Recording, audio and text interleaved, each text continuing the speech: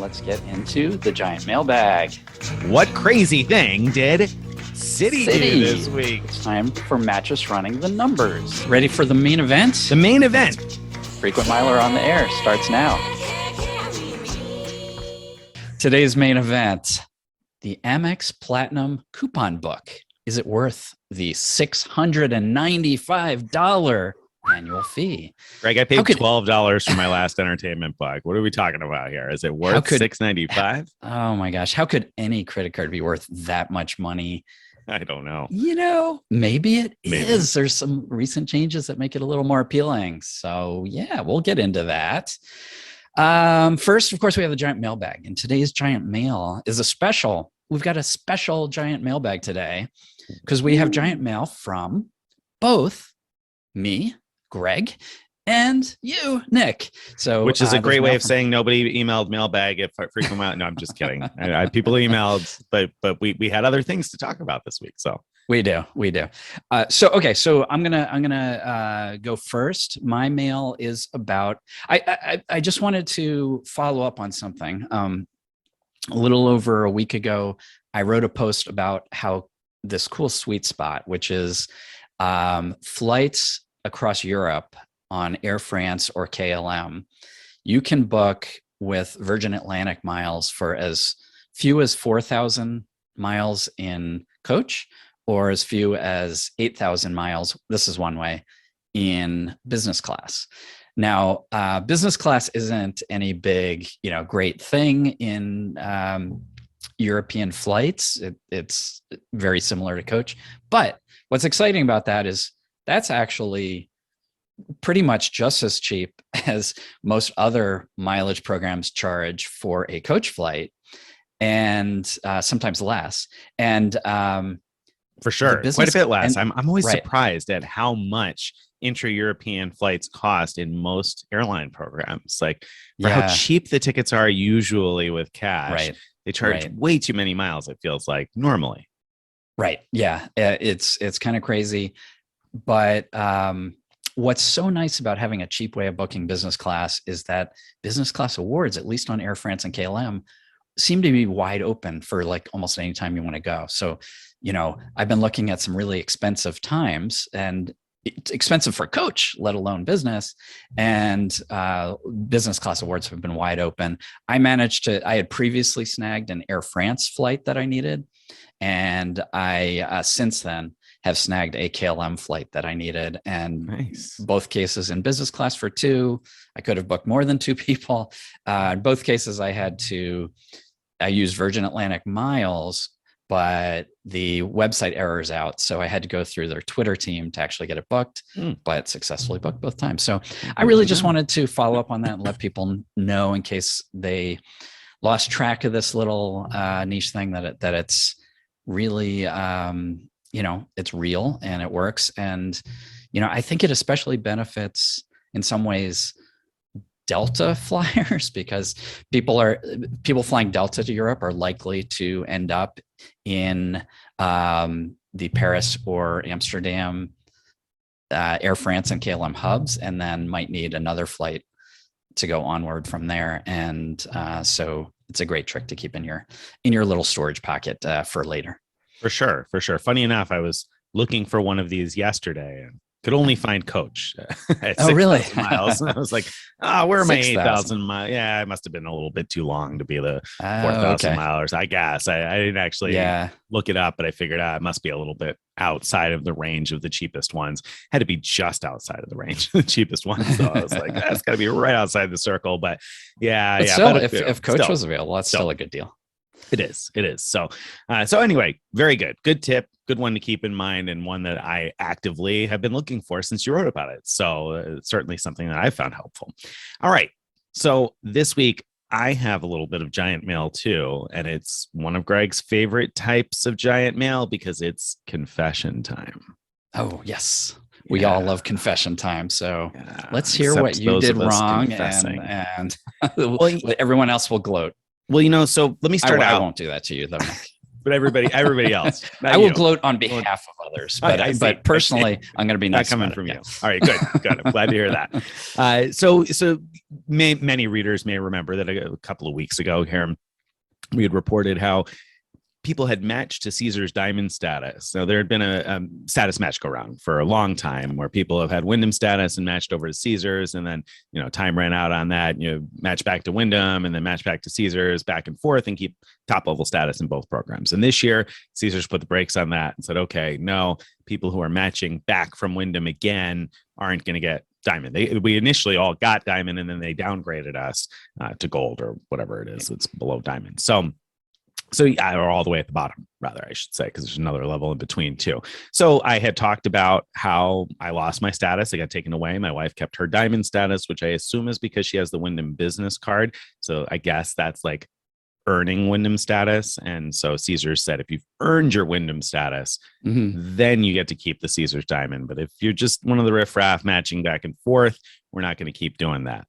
Which to be clear, is a totally logical approach. I mean, totally fair and logical. And it was inconvenient for me, but totally fair. Like that's what I would do if I ran the program. So, right. Let's be clear.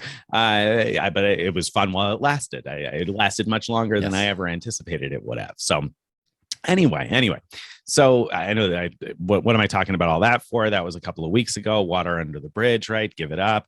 Well, like I said, I have some confession time today because I once again now have Caesar's Diamond status. Ooh. Which doesn't yet sound like a confession, but it's coming. No, it doesn't. So readers who are very regular readers with the memories of elephants may remember way back when, sometime a long time ago, when I wrote about Founders Card and how Founders Card had some stuff, and they had an ability to sign up for a free 6-month trial for a very short window of time. I don't think that's still available. This was a long time ago at this point. Right. So you're able to sign up for a free 6-month trial. And then, obviously if you don't cancel, they'd charge you. But then I wrote in the post about how good they were in terms of, I think they gave you 30 days or 60 days or something to cancel after getting charged, and they would still refund you. So I said, well, if I forget to cancel when 6 months is up, I'll see the charge and then I'll just go ahead and take care of it. Right. I think I know where this is going. So I don't have to worry about getting charged for Founders Card because I'll take care of that when it comes up. As soon as I see the charge, I'll just email and say, hey, listen, I really meant to cancel. Give me my money back. Right. And so, of course, silly me. So maybe I should say the way we do our bills in my household is, like once a month we go through everything, put it all in a spreadsheet. So all of our expenses are in a spreadsheet. We have everything that we've spent money on. And then, obviously all the bank account balances, blah, blah, blah, which makes sense, except for the one card that I have that I don't pay every month because it's preloaded. That would be the Brex card. The Brex card is like you put money in and so you have a balance and you just spend out of that balance. And so I use it so sporadically that I didn't always think to put it into the spreadsheet, when we were doing our bills because it wasn't something that I was actively paying. And so I didn't notice until recently that I got charged $395 quite a while back, too long ago, to cancel and get my money back for Founders Card. So I am the proud owner of a year-long or few month long, I don't know how long I have left, Founders Card membership. So I was, of course, a little upset with myself for that silly mistake. But then my next thought was, well, okay, I got burned here. What can I make out of it? Oh, yeah. Founders Card offers free Caesar's Diamond status. Let me see if I can get that back and get my free trip to Atlantis and at least feel like I spent my $395 on something. So sure enough, I did the match online, I don't know, sometime in the last week here. And it took a few days. It wasn't instant. It took maybe almost a week anyway. And then I noticed this morning, actually, that my Caesar's status is once again Diamond. And it wasn't at the beginning of this month, but it is now. So here I am. Caesar's Diamond yet again. So if you are one of those people that lost your Caesar's Diamond status and you really value it because you don't pay resort fees in Las Vegas or because of some of the other stuff you get, like, if you're into the sports book, you get a monthly $20 free bet. There's some other things here and there, bells and whistles. But so if you're into those things and you're like, oh man, I lost my Caesar's Diamond status, I really want it back, Founders Card is at least an option. Not necessarily Right. a good one, Not but it's an option. not as good as signing up for the Wyndham business card, which is what, $95 or something. 95 bucks. 95 bucks. That would be give you the same status. And you would get yourself 8x at gas stations and 5x Right. utilities or whatever. There'd be many more benefits. So I'm not recommending that you sign up for the founders card. I'm just mentioning. We should have done a show. Is the founders card coupon book worth its $3.95 fee? Yeah, if you accidentally pay for it. Right. What this reminds me of, a little niche credit card, the X1, not the Venture X, the X1 card. One of its capabilities, which I really enjoy having access to, is you could create these like one-time use virtual cards that are used for. It actually says it on the app, like it's for free trials. So the idea is that you for free trials, you have to often put in a credit card, and they check it to make sure that a charge can get authorized to that card before they enable your free trial. And the downside of doing that usually is that things happen, like what happened with Nick, where you accidentally pay for the thing that you didn't mean to. But the X1, it will just automatically, if you use one of these free trial virtual cards, then you don't have to worry about it. So I really like that feature. Yeah, I wish all cards had that. Me too, especially the Rex card. Really wish that one had it, or that hadn't been the card that was like in my hand the day I signed up for the free trial and thought, well, it doesn't matter what card number I put in because I'm not paying for it anyway. So I'm not gonna renew it. So it doesn't matter. I just typed silly. Won't make that mistake twice. All right, so there you go. That is my confession time, but little tip for those that really want Caesar's Diamond status for one reason or another. Okay, that out of the way, let's talk about something crazy, not just the crazy stuff that I did this week, but rather what crazy thing did Capital One do this week? What did Capital One do this week? I actually have a Capital One card in my household now. I've talked about this, that my wife signed up for the Venture X. We've actually earned the 100,000 point sign up bonus that was available before. And I've already redeemed 100,000 points for travel credits because just in case Capital One, shuts me down. That trigger happy. I left 20,000 points in the account because we earned points from spend as well as the bonus, right? Just in case we're going to use them for something like what you're about to talk about. Right. So Capital One, we wrote about Capital One Entertainment a while back. They launched this entertainment portal where you can buy tickets to various events, concerts, sporting events, cooking ththings, I don't know, stuff, different experiences, like a lot of companies have these days. And for the most part, I found that the value was horrible. It's powered by Vivid Seats, and I had looked into Vivid Seats a couple of times in the past because I needed tickets to various things. And every time they always looked like they had the best price until you get to the final page of checkout and they had $1 billion in fees. And I found that to be the case also with most of the events through Capital One Entertainment. So I didn't think it was a deal at all until a reader reached out and pointed out to me that Capital One had some exclusive tickets to Major League Baseball games. And when I say some exclusive tickets to Major League Baseball games, I mean, I think every single team had every single game. They had 4 seats, I think, at the beginning, because by the time I saw this, some seats were gone, but the vast majority of games were still available. So I think they had 4 seats at every single game that they were selling for 5,000 miles per seat. And we're not talking about nosebleed seats. They had great seats at these games. Like, for example, I bought tickets for my sister-in-law to see a Mets and Phillies game. She's a big New York Mets fan. It's going to be a game in Philadelphia, but we settled on the game in Philadelphia because the Capital One tickets were 5 rows behind the visitors' dugout. So she's going to be 5 rows behind the players coming in and out, right up close to the action. She's thrilled. 5,000 miles a ticket. I mean, that's great. Yankee Stadium had seats like 6 or 7 rows from the field, right behind home plate. Like, these are tickets that normally sell for $200 or $300 a ticket, depending on the game. 5,000 miles a piece was just like an absolute no-brainer. I'm talking 5,000 miles, period. No additional fees. It was 5,000 miles a ticket. That's what I paid. So I bought tickets to a Yankees game at Yankee Stadium for a friend and to the Phillies Mets game. So in both cases, 10,000 miles. But the crazy thing is, so crazy thing number one is Capital One had great seats, real cheap. Like, I mean, for very few miles. We're talking about $50 worth of miles, right? Or if you value them more than a penny each, still what, $75 worth of miles if we're going to be generous here. And you were getting in many cases $200 or $300 tickets. Right. And we wrote about this opportunity. The crazy piece to me is that Capital One had these tickets for all of the baseball games in April and May. I don't know if they're going to load games beyond that in June, July, and August. I hope so. But they had all the games in April and May, and they didn't tell anybody. Like, it was nothing. My wife and I are both Capital One card holders. We didn't get an email. Did you get an email? Right.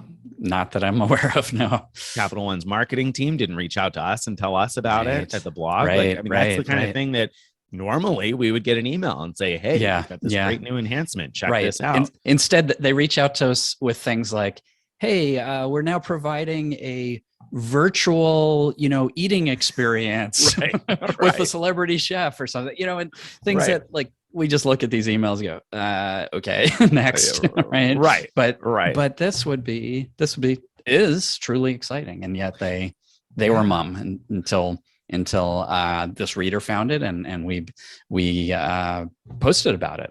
Right. And it seemed quite popular amongst people who like baseball. Now, if you're like me, you're like, I'm not a big baseball fan. I mean, I'd go to a game, especially great seats for 5,000 miles each. That didn't fit into my plans during April and May. So I didn't get any tickets for myself. But if games come up in June, July, and August, I might sit a few rows from the field for 5,000 miles a seat. I'm the same way. I'm not that much of a fan, but I'd be thrilled to go to, a good game with those kind of seats. It'd be a lot of fun. It'd be a fun experience. But the bigger thing to me is, I guess I got to keep an eye on Capital One Entertainment, right? Because they're not going to tell me when they have something good. We're going to have to find it, I guess. Thanks to the reader, to Nick, who emailed me to tell me about this, because otherwise I never would have seen it. And lots of other people who got tickets, thanks to us posting it, wouldn't have seen it either. So thank you to Nick, who tipped us off to that. But now we're going to have to keep our eye on Capital One Entertainment. Right. Well, you know what I really love about this? Like every other thing like this, where the credit card company offers some special perks for card holders, it's almost always just for people in New York City or in LA. I mean, occasionally there's like a little sprinkle here or there beyond those two cities, but for people who live elsewhere, there has not been a lot going on. And this is something available, nationwide. Everyone who has a professional baseball team playing somewhere in the vicinity that you can get to. I mean, that's a lot of people. So that's a huge improvement over their norm. And I would love to see similar things with other sports and other non-sport things, like, maybe traveling shows. You remember Amex had done a thing where platinum card holders were able to get tickets to the traveling Hamilton. Hamilton. It was Hamilton. Yeah. And that's right. So we were able to snag some great seats at the one in Chicago. And I would love to see that kind of thing happen with Capital One too. Yeah. That'd be great. Yeah. Gary at View from the Wing pointed out that I guess Capital One had announced a large sponsorship of Major League Baseball. And so I'm sure that has something to do with their ability to have gotten these tickets. So that worked out well, I think, in this case. But still, I'm going to keep my eye out because obviously they're looking to do something here. And I mean, I think probably I'm not alone in saying that I don't normally think of things like Major League Baseball games because it's kind of a pricey day out, right? I mean, you got tickets that are going to cost a bunch, and they know you're going to spend $1 million on food. And if you've got kids, they're going to want a souvenir or whatever else. This makes it pretty affordable, right? I mean, because the most expensive piece of the day is done with a few miles and not very many miles at that. So, and it's not common that I'm going to get excited about using miles for something other than flying. This is just a rare instance where I was like, yeah, that's pretty awesome. So keep it up, Capital One. Give us something else like that. More craziness. Come on, bring it on. All right, let's talk about Mattress running the numbers. So this week's for Mattress running the numbers. We're not really mattress running, but we're mileage status running. Well, last week we described it as airport lounge running, and I think that's fair for this one as well. ANA out of the blue has come up with a status match. So if you have high level status in one of several other airline programs, you can match to ANA's status. And if you can match to their platinum status, then you have Star Alliance Gold status, which you can use to get into Star Alliance lounges, even when you're flying domestically in the US, like on United. So that's pretty cool. And so what do you think? Is it worth pursuing? Yeah, absolutely. I was thrilled with this because they're matching. It seems that they're targeting North American based flyers. So they're matching, for instance, from Delta Gold to Platinum. So you can get yourself lounge access when flying United with Delta Gold status, if you match that over to ANA. So that to me was great because Delta Gold status I have because I did a status match challenge last year. So I only met the requirements for the challenge, but now I've got Delta status through January of next year.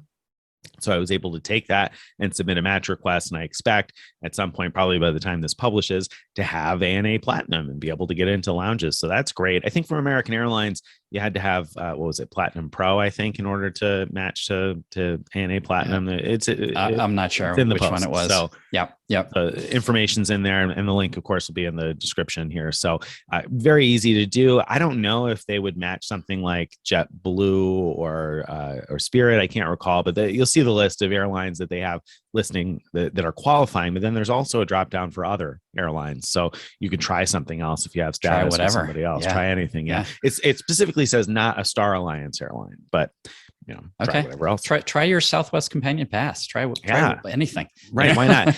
And so the thing is here, like, is there a lot of risk in this, Greg? I mean, I know normally status matches are like a once per lifetime thing, right? Right. Often programs will either say you can only do this once per lifetime, or they might say once every 5 years at the most. And in this case, I don't see that as a downside. I don't know what the rule is with ANA, but I have never, in my whole time in this hobby, I've never seen ANA offer a status match. So, I think you should just jump on it. And the other thing is, it has a set expiry as for how long your elite status lasts. So it doesn't matter whether you sign up now or 5 months from now, it'll still end at the same time.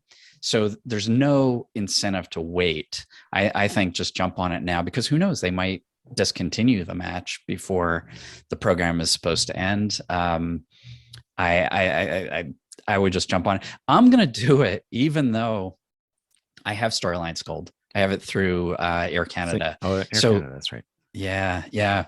The reason I'm going to do it is, you might remember me struggling to figure out what to do with my 269,000 ANA miles. That rings a bell. And which are still alive. They haven't expired yet. They keep getting extended.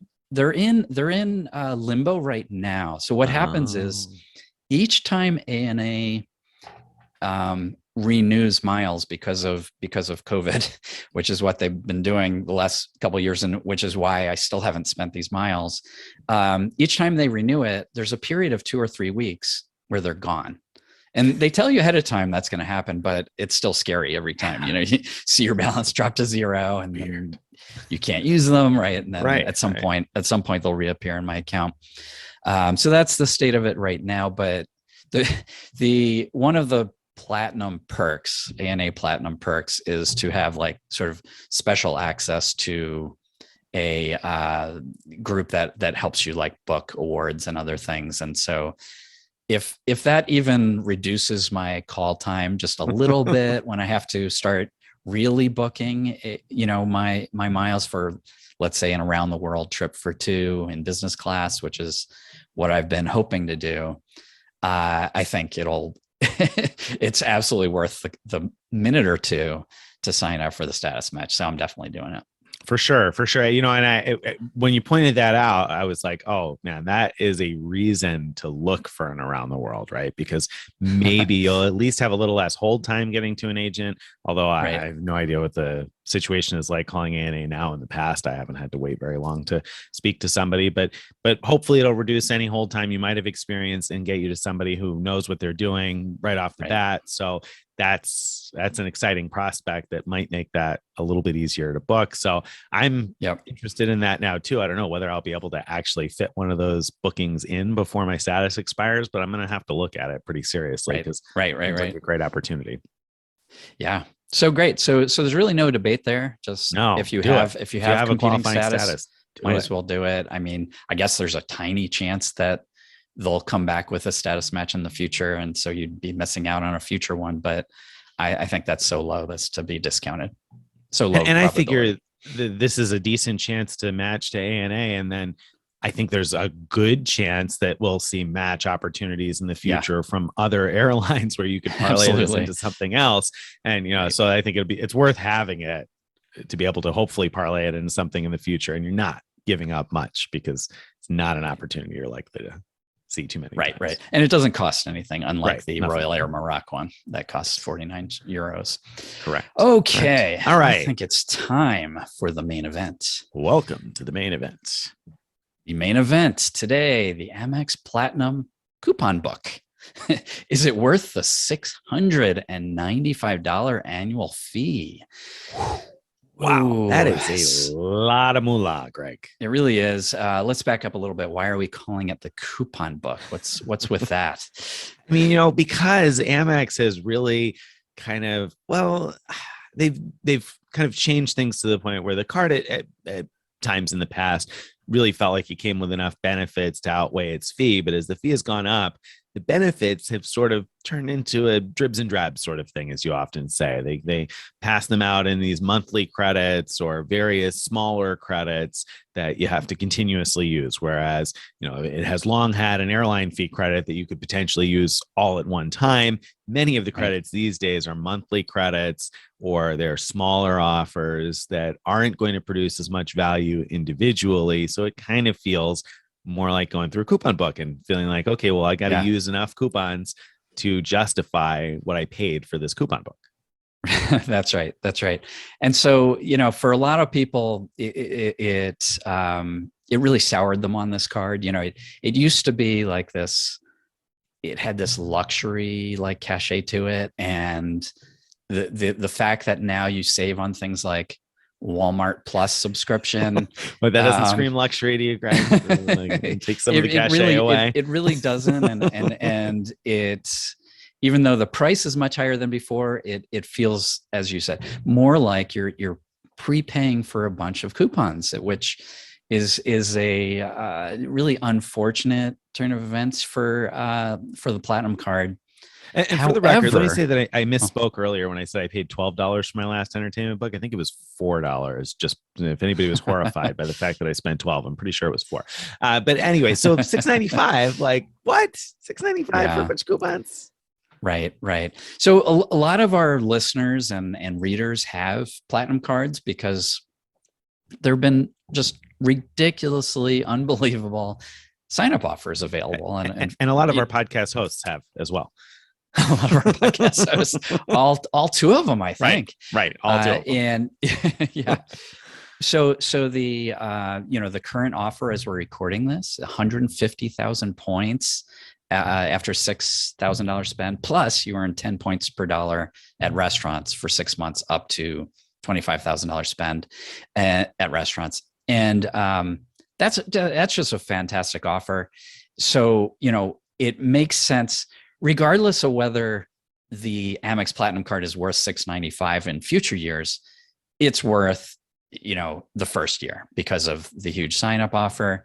And for somebody who stumbles on this show, who is not intimately familiar with these miles and points, like, can you put in perspective, what is that worth? 150,000 points and the 10x at restaurants or whatever. Like, how is that? Are we sure that that's worth more than $695? Like, what is it worth? Yeah. Well, I mean, if you used it for poor value, for 1 cent per point value, like to book, let's say, a fine hotel and resort reservation at a nice hotel, it's worth $1,500 straight up. So you could get a $1,500 hotel stay. That's not even counting the fact that you get $200 back because of the one of the coupons. Right. But which we'll talk about. Right off the bat, you're trading $700 for $1,500 without considering any of the rest of what we're going to talk about. So it's a pretty good trade. Exactly. And you could do much better than that by transferring points to airline partners where you can get like high value awards, for example. So, there's a lot you could do with those points that's really valuable. And so, okay. So Nick wrote a post because a lot of people ask about this. They say, hey, this card isn't really worth it to me. What should I do? Should I cancel? And so Nick wrote a post about basically what to do when it comes time. You realize that the card's not worth renewing after the first year and you want to cancel. Well, there's some things you should do before you cancel. And so you need to read that post if you decide to cancel. But before all that, you should really be thinking about, is the card worth more than the annual fee to you? Maybe you do want to keep it, actually. And, I think a lot of people will just look at the overall price tag and say, no way. But I think for others, you might look at these set of coupons and say, you know what? It actually is worth that to me. Yeah. So I'm going to keep it for because I get my money back. Plus I get other perks. It's interesting. I look forward to talking about these perks and the values, because when they initially announced the increase of the annual fee, and we heard that it was going to be $695, I thought, okay, you're unreasonable at this point. Like, that doesn't make any sense. I can't possibly justify paying another $100 and whatever dollars a year for this card. But I'm not so sure that is right anymore. Like, I'm starting to think maybe I should pay for it. Let's talk about it. So I looked at the what we're calling coupons and broke them into three categories. First category is what I'm calling wide appeal. These are types of spend where you get your money back, and I think it will. These things have wide appeal to a lot of people. I'm counted up $840 a year in potential credits.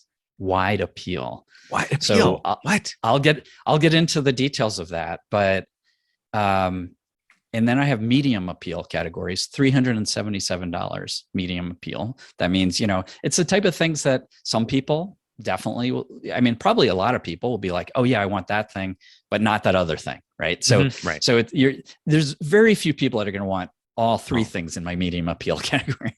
And then there's the category I'm not even going to count. And that's stuff like Equinox credit. I mean, there's a few people out there that subscribe to Equinox, so you're going to get full value from that. But that seems to be so specialized to me that I don't even want to count it. But let's dive into wide appeal now, because $840, if you really got $840 value from these things, then the $695 annual fee doesn't hurt much, right? Right. If you get $840 worth of value. So let's talk about what they are. It's a really big F. So, okay. Digital entertainment credit, when it first came out, so the way it works is you get up to $20 back per month if you use your card to pay for things like New York Times subscription, Sirius XM, Audible, right? So there's a few. Oh, Peacock TV. Peacock, that's the other one. Right. And all of those are pretty specialized. I wouldn't have put that in the wide appeal category before. Mm-hmm.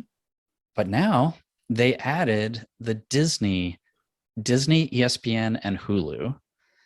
And Disney has a bundle of all three of those that costs just short of $20 a month. Right. Well, you pay $14 a month if you're okay with the ads on Hulu, or $19.99 a month if you want Hulu with no ads, and so you end up getting Disney Plus, Hulu, and ESPN completely covered by this credit. Right. And that to me is awesome. I wasn't previously paying for ESPN, but I was paying for both Disney Plus and Hulu no ads as separate things. So, I wasn't very far from the $20 combined already. It seems like, not much of a stretch to say I'm getting close to the full $20 value by using it for the bundle instead of the using it for the things separately.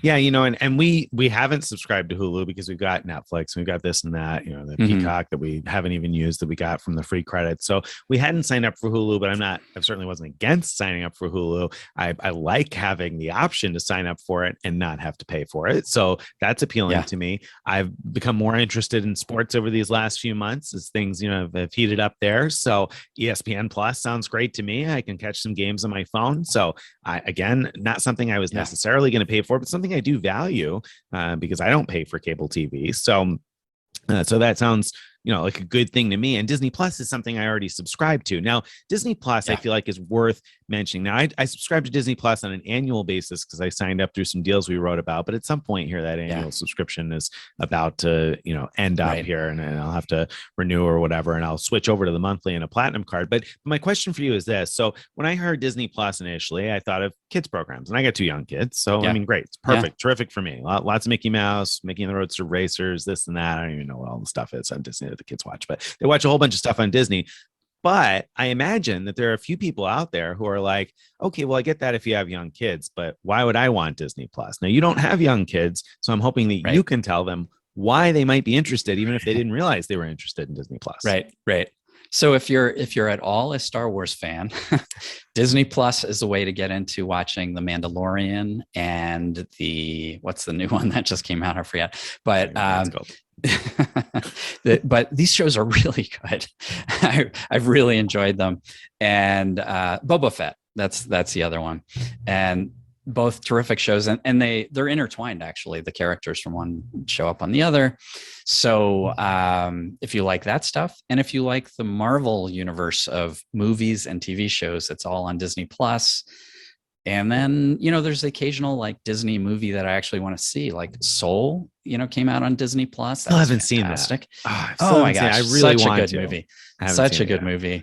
It is digitally animated movie, but it really is great even as an adult. So a lot of good stuff on there. Yeah, I agree. When I first saw Disney Plus come out, I thought, of course, I don't want this, but I was proven wrong. I mean, there's a lot of stuff on there that appeals to a much wider range. I think I've been surprised scrolling through Disney Plus at like, oh, wow, that's not a kid's thing at all.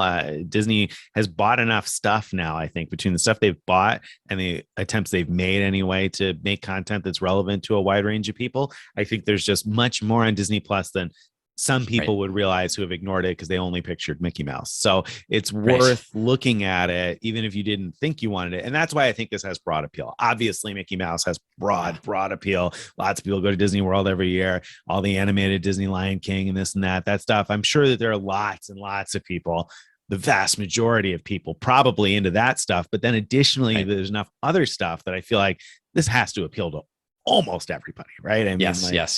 So I think that was a huge value add. So right.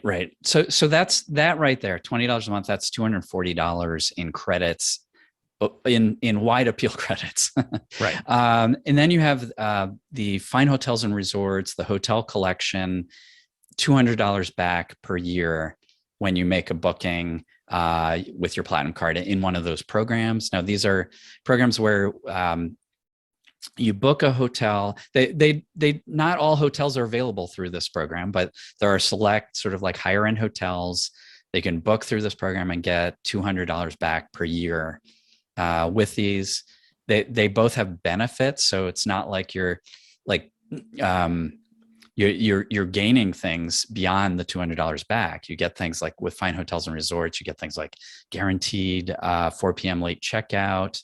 You get free breakfast for 2. You get $100 amenity of some sort. $100 like hotel credit of some sort, whether it depends on the hotel, what you can use it for. So, a lot of good things there. And, we've written about how you can often, not always, but you can often find a relatively cheap, stay at a fine hotel and resort property. Like we did in Abu Dhabi. We stayed at a Four Seasons for just over $200. So we got almost the full credit back and used it for incredible value. And I'm not even getting all that. Yeah, it was good. It's a good deal. It's a good deal. Incredible value. I did a similar thing, not as great over the top value, but I did a similar thing in Arizona where I booked the Ventana there. It's not the Ventana I usually talk about, but it was still a very nice Ventana hotel. And so that, I think has wide appeal. It's a little harder to use maybe, but it's there. I think you have to look for opportunities sometimes to use it, because sometimes we hear from people who say, "Oh, everything I look at is so expensive," and that's true if you're looking in like New York City. There's one Mr. C Seaport that's sometimes in the $300, but everything else is very expensive in New York City. So if you're looking to use it in a city like that, it's not going to probably be useful unless you're the type of person who often spends $500 or $600 or $700 a night, and then you're going to get $200 off. But if you look in places beyond that, and there's a map and we have a way to find those places, then you can find reasonably priced hotels also. That's right. We even have a post about how to find the deals, so you can go pull that up and see how to find these like $200 per night properties and really do really well with that. All right. The next wide appeal one I have is airline fee credits. Is that a wide appeal, Greg? Isn't that a pain? Aren't those a pain to use? They can be a pain, but we have a post on how to use these credits or what works really, because what they're supposed to be for are things like fees to assign your seat or pay your baggage fees if you're checking your bags, things like that. That's what it's supposed to be for. But it works for some other things. And just to throw one out that's actually very easy to use is if you pick United as your preferred hotel, hopefully you don't pick it as your preferred hotel. No, it's a horrible hotel. If you pick it as your preferred airline, then you could just deposit $200 a year into your United Travel Bank credit and use it to pay for airfare. So I think paying for airfare has pretty wide appeal. Pretty wide appeal for sure. And the thing is, this comes up from time to time, and we hear people now and then that are upset about it, or read posts on Facebook or here or there where people say, "Oh, but I have to jump through so many hoops to use it." And I always have the same thought. If you listen to this show and you read our blog, you hear us frequently refer to that post about things that work, and we don't get up in arms about how hard this is to use. So if you've picked up on that, then it's probably time to go read that post. If you're one of those people who's like, "Oh, I don't want to jump through all the hoops," it's probably time to go take a look at that post, because clearly there's a reason why we're not like, "Oh, these are horrible and hard to use." They're really super simple to use. You just have to look for the things that work. So, so that's that. So $200 airline fee credits. Yeah. I mean, that to me is not, we don't want to value any of these at face value. So maybe not quite face, but pretty darn close to it. I get. Right. Let's talk about how to value it as a separate thing. But so the next one, and the last one under wide appeal is $200 per year in Uber credits.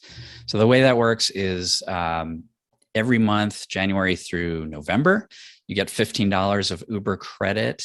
And then in December, you get $35 of Uber credit. And,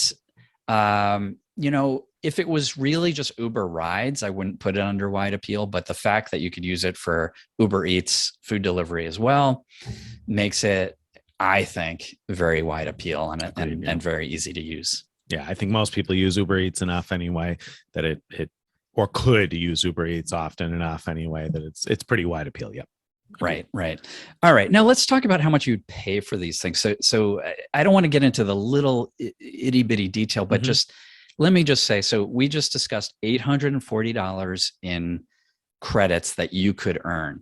Now, if someone came to you and said, "Here, pay me $840 and I will give you the ability to earn $840 back by jumping through various hoops," would you take that offer? Well, the answer you're looking for is no, but I might look at all of the other benefits of the card and be like, "Well, yeah, I guess I would, because I get all these other things too." Sure. Yes. If you look at the other things, but just on those, no. Taken alone, you should not value these coupons at face value. Agreed. You value it something less. Do you value that combination of things at $695? I probably wouldn't. Like, if someone said, "Oh, here's $840 in credits where you got to jump through hoops," would you pay $695 for that alone? Again, this is before thinking about other benefits. Yep. I wouldn't do it. It would be something less than that, but everyone, can come up with their own number. What would they be willing to pay for that rebate? But the point is, I think we're getting close to where the coupons alone make the card worth it, but it's not there yet by just looking at wide appeal. Right. I think you need to also value some of the medium appeal coupons and perhaps some of the other benefits that aren't really coupons at all. So let's get into medium appeal. $179 per year in clear rebates. So clear is the thing where you go into the airport and instead of waiting in line to show your ID, so then you can wait in line to go through the security scan, you instead go up to a machine. It looks at your eyes and it recognizes who you are, and then you can get into the line to go through the metal detector. So, I mean, it also theoretically is used at some sporting events and can be used at concerts and other things. I don't know how widely it's in use at any of those things, but I find it occasionally great to have.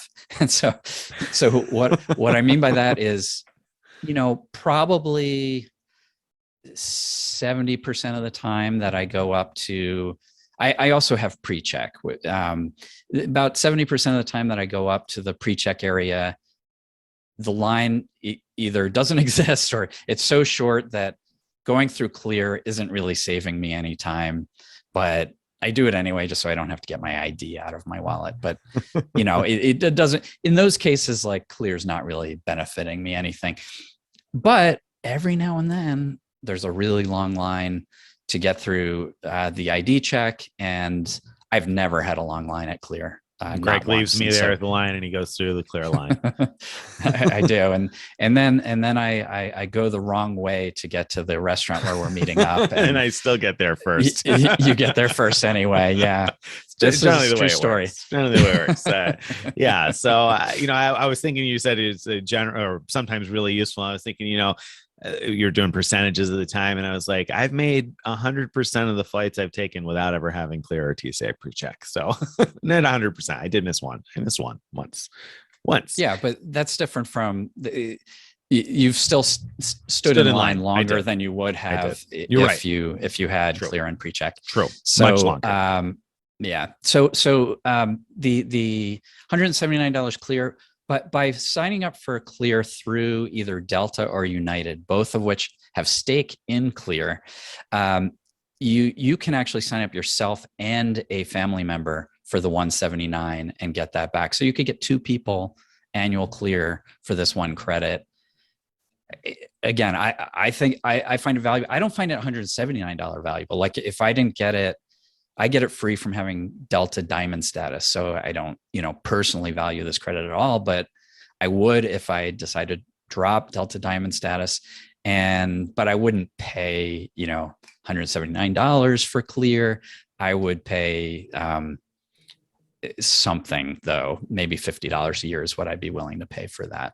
Something that. So I think also it's interesting. It's been interesting because United has run a few deals now with Clear. They just recently ran one that's over now, but we're signing up for Clear through them. You'd get 15,000 miles. And again, that's already expired. But so, I mean, while typically I don't value this because I'm not interested in Clear personally. You can think I'm crazy. And I'm sure a lot of people do, but you're crazy. I'm not particularly drawn to Clear. However, it was an opportunity to get 15,000 free miles. I actually didn't end up doing it. I should have, but that's beside the point. The point is that even if you're not really big on Clear and don't value Clear very much, there have been some opportunities like that to pick up easy free miles. And I do value the miles, or United did $100 travel bank credit at some point. So I do value those things. So I think this benefit has had some value for people who've taken advantage of special sign-up deals like those. Yeah, absolutely. Okay. The next medium appeal category, SACs, $100 in SACs rebate per year, but it's divvied out $50 at a time, $50 January through end of June and $50 July 1st to end of December. I enjoy it. I find it like, to me, it's like free play money to get a pair of socks every 6 months, or I got I got a little frying pan, and we needed one, and it was available for 50 bucks, and it's a good one. So I find it kind of fun to have that credit available. I agree. I've enjoyed using mine too. I bought a fedora. The one time is $51.20. So I used my $50 credit. Yeah. My wife's gotten some skincare stuff from Saks that she likes and enjoys and probably wouldn't have bought, but is happy to have now. So I mean, that's, I think, been fun. And I also just enjoy shopping around there and looking at what I can get with my 50 bucks, because I actually find there's a decent variety of things, like whether it's glassware or the kids' clothes, or, every now and then I'll see things that I might wear that are in the range of affordable. At some point in the past, it was, there was a workaround to use it on Saks Off Fifth. And so I bought some sandals on Saks Off Fifth for 50 bucks. That workaround doesn't work anymore. But anyway, the point is that I've had fun with it, and I wouldn't value it anywhere near the $50 twice a year, because I probably wouldn't have bought any of those things otherwise. But it's kind of a fun excuse to go shopping for yourself, right?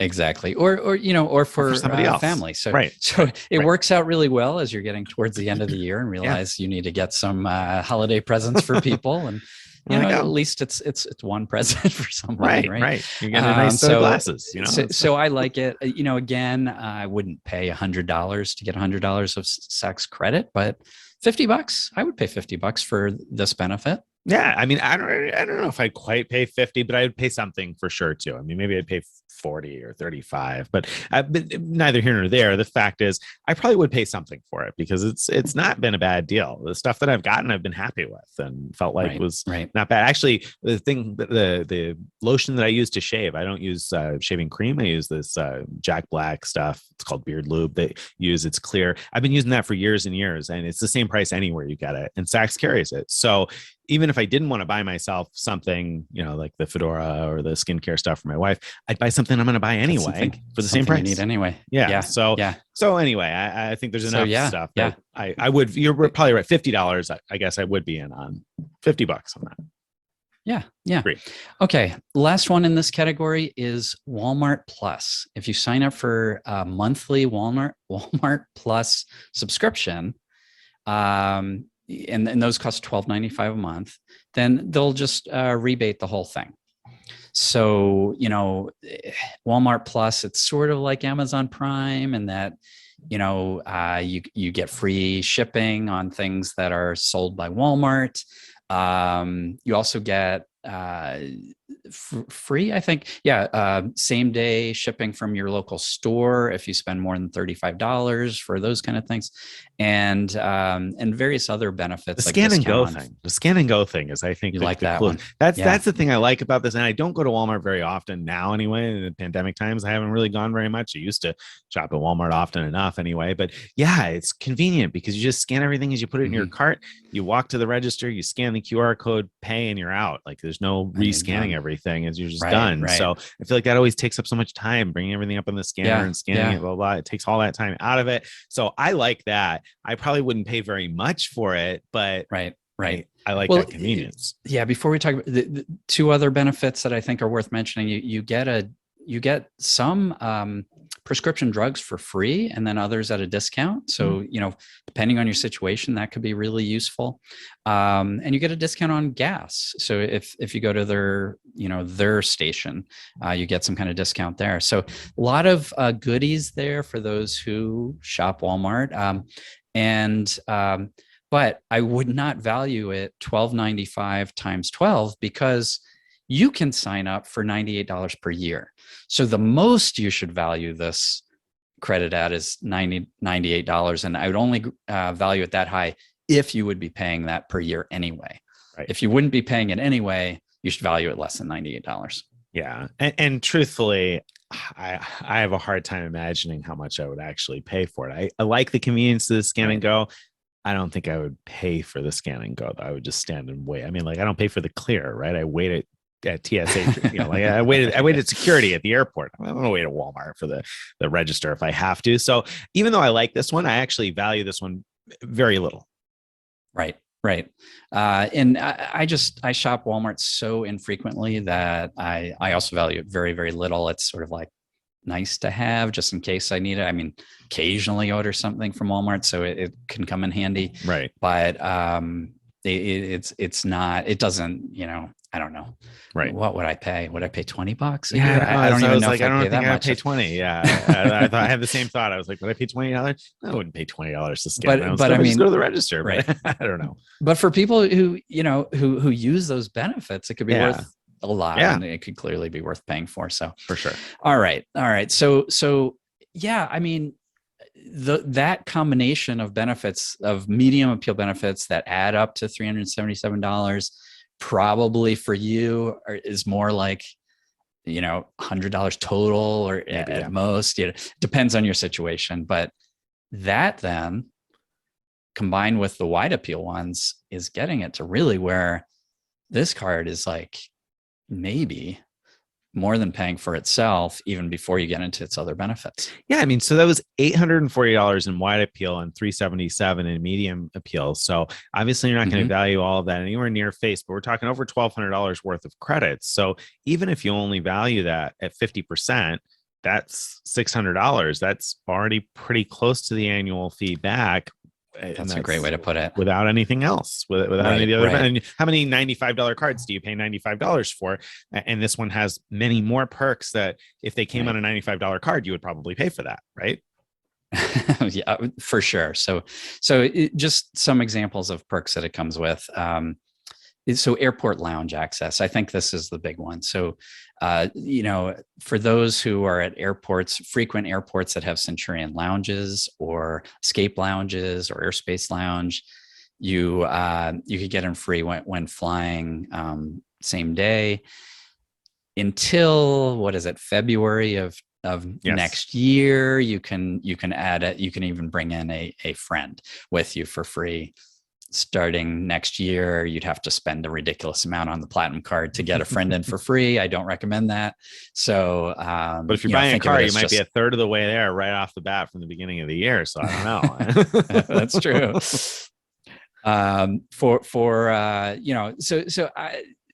For long term, think of it as like getting yourself in for free to those. The other one is you get into Delta Sky Club when flying Delta, and again, this is just yourself, but if you think about how much Delta charges for the same thing for a membership, a single person membership to their Sky Club, I don't remember the exact amount, but I think it's over $600 or somewhere in that range, $500 or $600. That's an incredible deal, because the other way of getting in is to spend $550 on the Delta Reserve card each year.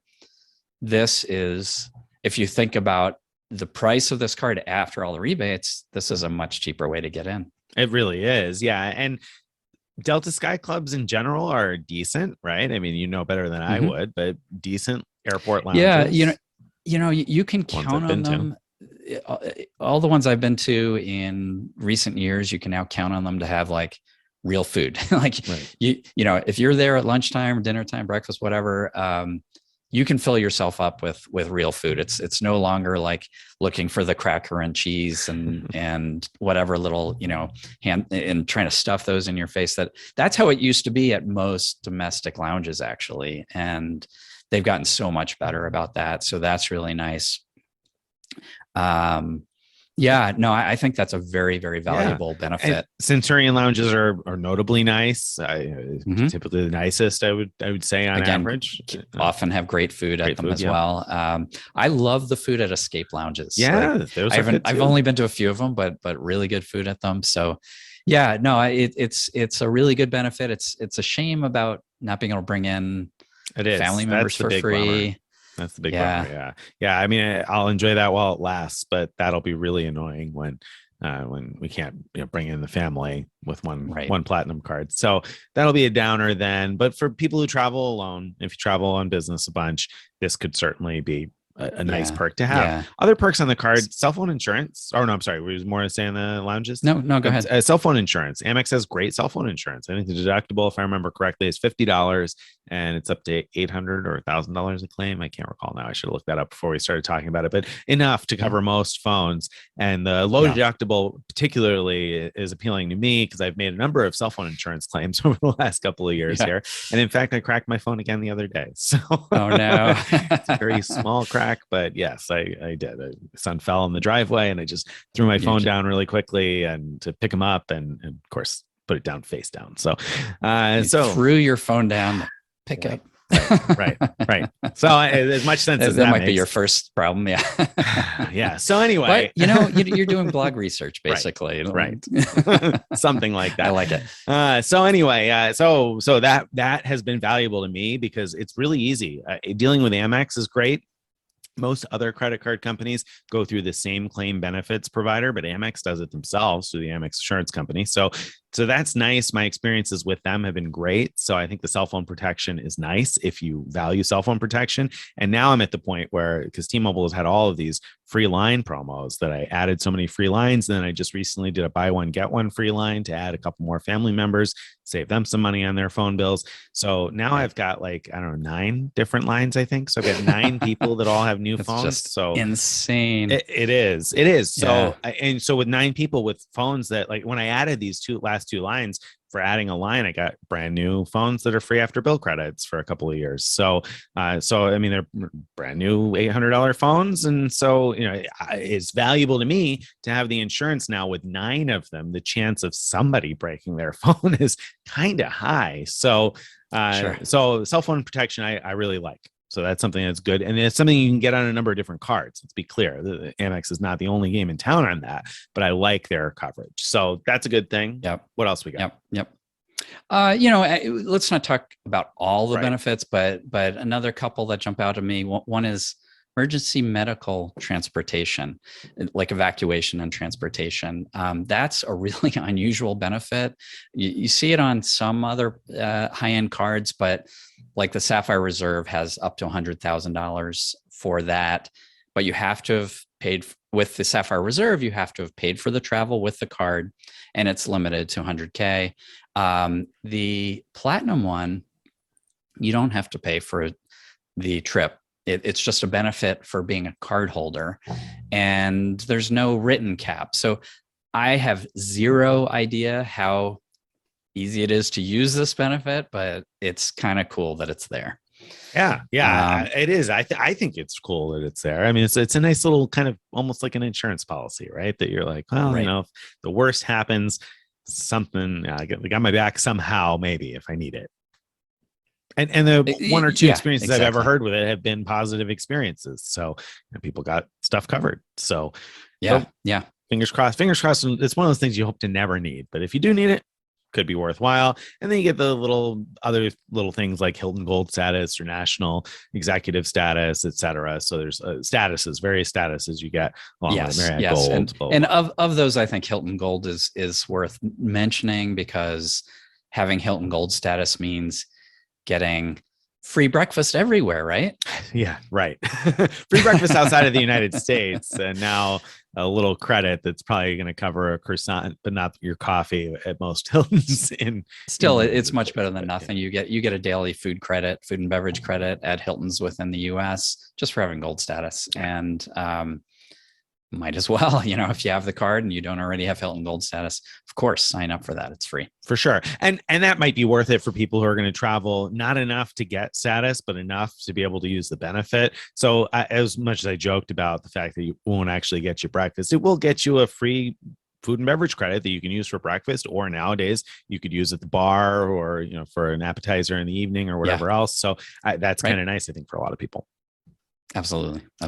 So that's you know what I had previously, and I think you're on the same page as me with this. I'd previously looked at the set of things and thought, it's not worth all the machinations you have to go through to use these credits and everything to get a little bit more value than the card's annual fee. But the entertainment thing now is like so much closer to full value that it's kind of pushed me over to where I think that for many people, I think having a platinum card actually and keeping it year after year could actually make sense. Yeah, I totally agree, because I definitely was not on the keep your platinum card train before. But that makes a huge difference. And people have pointed out, and I've started to find that maybe there is something to this, that the Amex offers on the platinum cards are, I shouldn't say they're better as a whole. Many of the better Amex offers come out on platinum cards and not necessarily on other cards. So, that's another thing that we do see some good, useful offers come out. I think one that pops into mind right now is the one that I had for Carnival Cruises. It was like $500 back on 1,500 or something last year. And that was something I'm fairly sure I only saw on platinum cards. So, things like that every now and then that come up may only be available on platinum cards. And I don't want to value that much, because who knows what's going to come up and if you're going to need it or use it or whatever else. But if you find yourself coming pretty darn close to breaking even on all of these other things or coming out a little bit ahead, it's just another reason why I feel like that can make a difference. A similar thing is refer a friend offers. They often have these great offers, and sometimes you get an offer that is so good for your friend that there's literally no other way that friend can get such a good offer. So the offer we mentioned at the beginning of this program about 150,000 points plus 10x dining, that's only available if you find a friend who has this exact offer that shows up on certain platinum cards. Now we do the work for you of finding people who have that offer and posting that on our blog, so that as someone signing up, you can get that easily. But the point is, if you are lucky enough to have a platinum card that has that referral option, it's very easy to max out your referral points. You get, I don't remember how much it is, but let's say up to 55,000 points a year, and it's usually up to 55,000 per year. We'll even put it on our blog if you join our Frequent Miler Insiders group and post your link if you have that platinum card, if you have that referral offer. Find the specific thread for that. Don't just post it in the group. Find the thread for that. But super easy. And many readers have gotten the referral points on top. So, I mean, even if you only get one referral at 30,000 points, you add that on top of everything else we've talked about, and it's a no-brainer. It's incredible value. Have it. One thing I do want to say about the referral offers, they're not as good if you have the Morgan Stanley or the Schwab Platinum cards, which have all the other benefits, all the other same benefits that we've already described. They don't have as good of referral benefits, because when you refer a friend, you get $100. You don't get 30,000 membership rewards points. You get $100 cash back, and those are maxed out at $550 of credit you get per year. You don't get these special referral links like we were just talking about. So that's the only thing I can think of where having the non-generic version isn't as good as the generic version. That's true. Absolutely true. And I would much rather have 30,000 membership rewards points than $100 for a single referral. But at the same time, if you have a spouse and you're going to be able to refer them for something like one card a year, then that extra $100 may help offset the annual fee on your platinum card, right? I mean, just like, if you add that along with everything else, it may help. Obviously not as good, like Greg said, as the vanilla platinum offers that we've seen. Right. Now, those cards have other benefits that make them better, though. Right. So since I brought it up, I just quickly, Morgan Stanley card, it lets you add a free platinum authorized user. That means you could add your spouse, let's say, and they will get into the Delta Sky Club also, whether or not they're traveling with you, because they have their own platinum card now. They don't get the coupons. They don't get extra rebates on things, but they get the lounge access benefits, the elite status benefits. That's the Morgan Stanley. The Schwab one, you get, if you want to just cash out your points at better than 1 cent per point value, you can transfer them to your Schwab investment account, 1.1 cent per point. So, that's a pretty good deal too. Yep. Very good.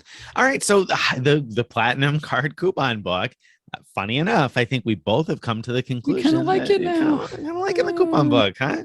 I almost feel bad saying it because Yeah. I hate that they moved into this like coupon-y, approach. But at the same time, The value is getting there. it's value's getting there. And yeah, you need to, I have friends that have the platinum card and don't use up these credits. Just make some effort to use them up because they are valuable.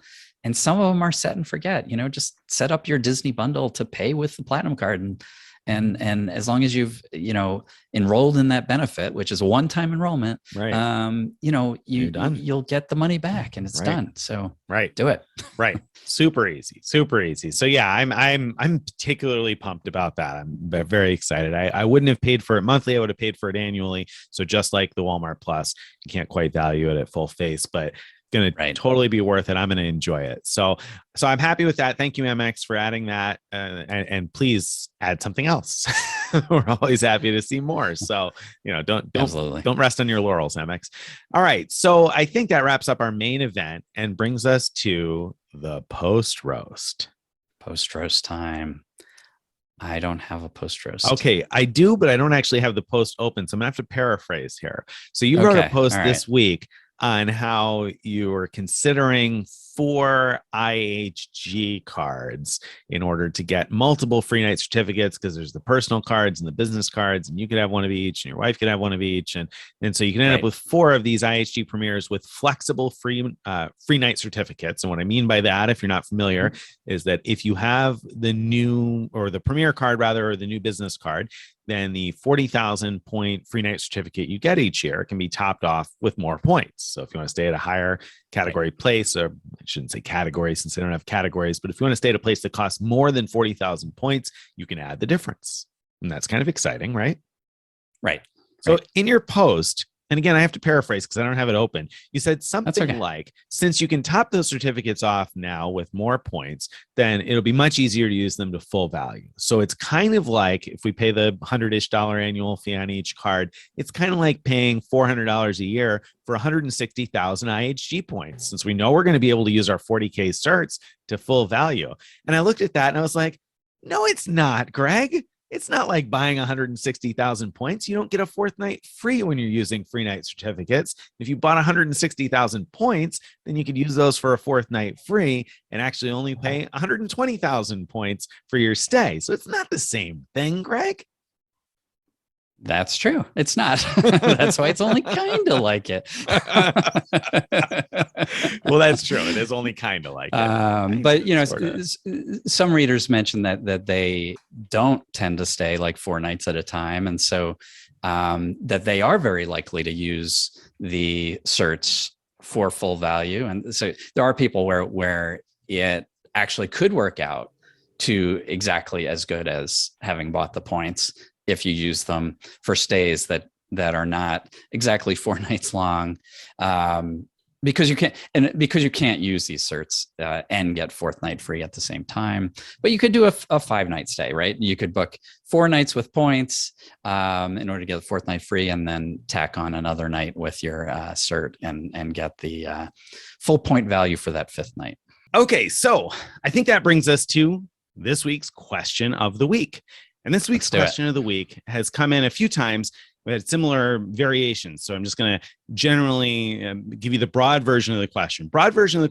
And hopefully this is going to be timely for people who listen to this show as soon as we publish it, because tax time is coming. You're going to owe your taxes here, or you owe your taxes or whatever. You got to pay them here pretty quickly. And so one of the options, of course, is to pay by credit card. And Greg republished a post this week about paying your taxes by credit card. And we've had a number of people who have asked the same question. If I get a new Chase card, is it safe to make a big tax payment right away with my brand new Chase card? Because you've written in the past about how one of the shutdown triggers for Chase cards is spending a lot of money really fast. So if somebody has a high tax bill and they're going to max out their limit on a Chase card, or maybe not even max it out, just spend a few $1,000s right off the bat on one tax bill, is that a risk? I wouldn't be worried about that at all. The place where you might worry a little bit, if you have such a large tax burden and you have a low credit limit, so that, I think someone asked us about, could I, let's say they had a $2,000 credit limit, just to make things up, and a $20,000 bill. Could they spend the 2,000, pay their credit card bill, spend 2,000 again, pay their credit card bill, spend 2,000 again? I think there's some point at which I'd be okay doing that, like maybe 2 or 3 times, but there's some point where if you kept doing that, that's certainly going to draw eyes on your account, and they might look at that and go, something weird is happening here, and shut you down. So I wouldn't do that, but I wouldn't be worried at all about using, spending a big chunk at once to pay your tax bill. It's not looked at like a cash-like purchase.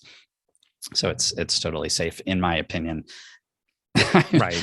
You have to pretend there's an asterisk there and some fine print, because I don't know. I'm not part of Chase, but I've never seen any issues with doing that. Me either, and a number of people asked about various size payments, 5 or 10 or 20,000 or whatever it might be. And like you said, it's a legit expense. So if you've got the credit limit to support it, then that's not the type of shady business that normally gets people shut down. That's something that would seem entirely normal for people to be spending money on. So I really don't think there's much risk there at all. The other sort of related piece that somebody asked this week also was, what about paying somebody else's taxes? Is there a risk factor? Like if I pay my son or daughter's taxes, or my cousin's, or whoever it might be, is there a risk factor paying someone else's taxes? I can't imagine that there is. I mean, I don't think Chase has any way of knowing whose taxes you're paying anyway. Right. So no, I wouldn't worry about that. I wouldn't worry about that either. I've paid taxes for other people a whole bunch of times for the miles. So yeah, I wouldn't be particularly worried about that either. I think that's a totally legit use. And there's nobody, like Greg said, I haven't heard of any issuer ever balking at tax payments or trying to charge a cash advance fee on tax payments or anything like that. So like you said, it's not considered a cash-like transaction. I can understand why the question comes up, but it just hasn't been an issue. So probably safe to do that. But if you're you got to get on that quick. Keep in mind though, by the way, if you apply for a new Chase card, usually Chase will overnight that. If there's a few exceptions on like the Marriott cards, I think takes a little bit longer for them to get generated or whatever. But many of the Chase cards, they'll overnight them if you call and ask. Amex is the same way. If you call and ask, they'll often overnight them. So, if you're like at the last minute here and you're like, oh man, I should get a sign up bonus, it might not be too late. So keep that in mind. Right. A little trick with Amex. One time, I wanted a card overnighted, and for some reason they wouldn't do it. I can't remember the situation exactly, but I could add a authorized user or employee card for a business card, and they would overnight that. And spend on those cards also count towards your sign up bonus spend. So if you run into a dead end on getting the main card overnighted, try that approach. Yeah, that's a great trick. Great trick to know. So you don't have to pigeonhole yourself to which issuers will issue an instant card number, because Amex usually will issue an instant card number, but not always, but not all the time. Yeah, not all the time. Not all issuers do that, but you still may be able to get the card in time. So there you go. That's that. Hope you enjoyed today's show. Hope you've been enjoying our emails each day or each week. If you haven't been enjoying our emails each day or each week, that's probably because you're not yet subscribed, and you should be. So you want to go to frequentmiler.com/subscribe to get on our email list. You can follow us on all the various social medias. We're on Facebook and Twitter. We have a Frequent Miler Insiders Facebook group you can join, where you can ask and answer questions like the one we just answered there. It's been answered in our Frequent Miler Insiders group this week also. So thank you guys very much for being out there with us. Oh, if you have a question or a piece of feedback, you want to send that to mailbag@frequentmiler.com. There you go. Thank you guys very much. We enjoy having you here, and we will see you again next week. Bye, everybody.